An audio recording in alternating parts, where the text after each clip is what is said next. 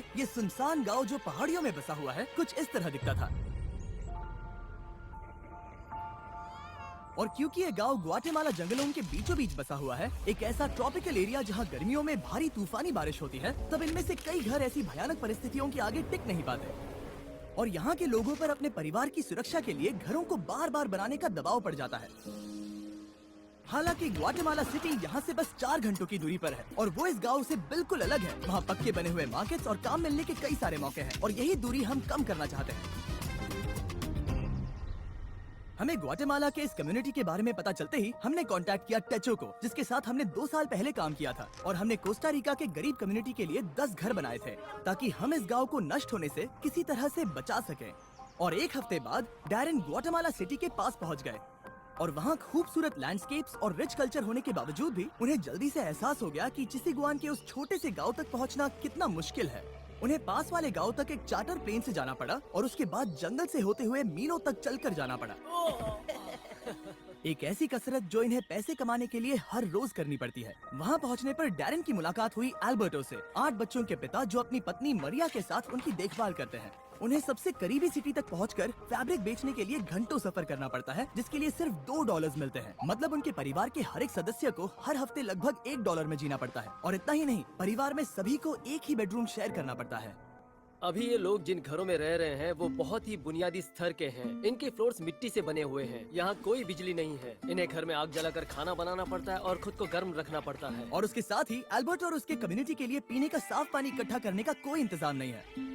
हमें अब भी जाकर कुएं से पानी लाना पड़ता है, पर जितना पानी हम इकट्ठा कर पाते हैं वो हमारे पूरे परिवार के सदस्यों के लिए काफी नहीं पड़ पाता।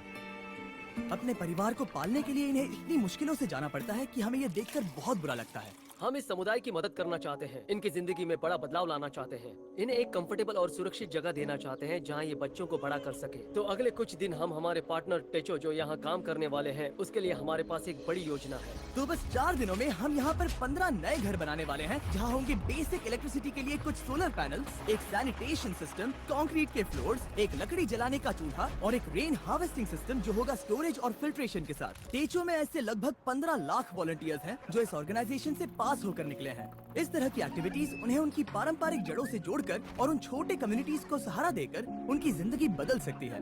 वो अपने और उन कम किस्मत वाले लोगों के बीच की दूरी कम करने में मदद करते हैं। अगले दिन सुबह सुबह जब उस काम को शुरू करने में 4 दिन बचे थे, तब टेचो के करीब 50 वॉलंटियर्स उस गांव में कंस्ट्रक्शन शुरू करने के लिए चले गए। और उस गांव में सड़कें कम होने की वजह से डैरेन और उन वॉलंटियर्स को सभी बिल्डिंग इक्विपमेंट्स पहाड़ी की चोटी पर उठाकर ले जाने पड़े, जहां वो नए घर बनाए जा रहे थे। इसलिए अगले 48 घंटे बहुत ही मुश्किल होने वाले थे।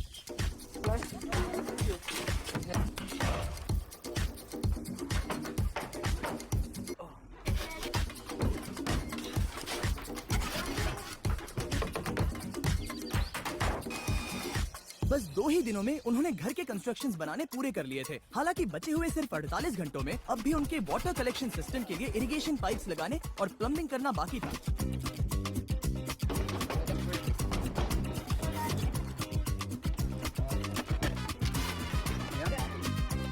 वो यहाँ पर बहुत सारा पानी इकट्ठा कर पाएंगे ताकि बारिश के ना होने पर भी इनके लिए पर्याप्त पानी मुहैया हो सके। ये उनके लिए एक बहुत बड़ी सुविधा है।